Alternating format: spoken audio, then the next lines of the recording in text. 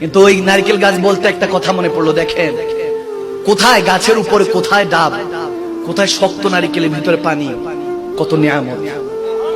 সুবহানাল্লাহ বলবেন না? আমি এই জন্য বলি, দেখেন যুবক, কিচ্ছু টেনশন করতে হবে না। আপনাকে কেউ বুঝতেছে না, আপনার টেনশন লাগছে, আপনার পরীক্ষা কিভাবে রেজাল্ট করবেন, যাকে ভালোবাসেন তাকে ভালোবাসার কথাটা কিভাবে বলবেন, মা বাবা আপনার মনের কথা বুঝে না, আপনার ফ্রেন্ডসরা আপনাকে নিয়ে ক্রিটিসাইজ করে, ছোট করে, আপনার এলাকার মানুষ আপনাকে ছোট করে, কিচ্ছু লাগবে না। আপনি মনে রাখবেন শুধু একটা কথা, just one sentence on your mind. আপনার মাথার মধ্যে শুধু একটা বিষয় রাখবেন। বিষয়টা কি আমি যদি বলি, খুব গভীর ভাবে দেখবেন।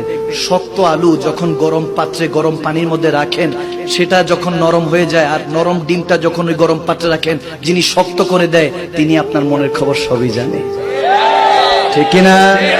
আওয়াজ না? ঠিক কিনা? তিনি আপনার প্রয়োজনীয় অপ্রয়োজনীয় সমস্ত কিছুর ব্যবস্থা করে দিয়েছেন বান্দা। কিচ্ছুর প্রয়োজন নেই। কে আপনার ইজ্জত করলো, কে বেইজ্জতি করলো দেখার প্রয়োজন নেই। আপনার কে সম্মান করে আপনাকে টাকা পয়সা দিল, কে টাকা পয়সা লুণ্ঠন করিল দেখার প্রয়োজন। যে আপনাকে হারিয়ে দিল বুঝতে পারবেন সে নিজেই হেরে গিয়েছে। যে বলে যে না অনেক চালাক, সে অমুক টাকা মেরে খেয়েছে অমুকের, বুঝবেন যে সে চালাক না, সে হলো গর্ধব। কারণ সে বিশ্বাসঘাতক করেছে, বিশ্বাসঘাতকতা করেছে, অন্যের সম্মানটা, বিশ্বাসটা সে নষ্ট করেছে, যেটা কখনো সে ফিরে পাবে না।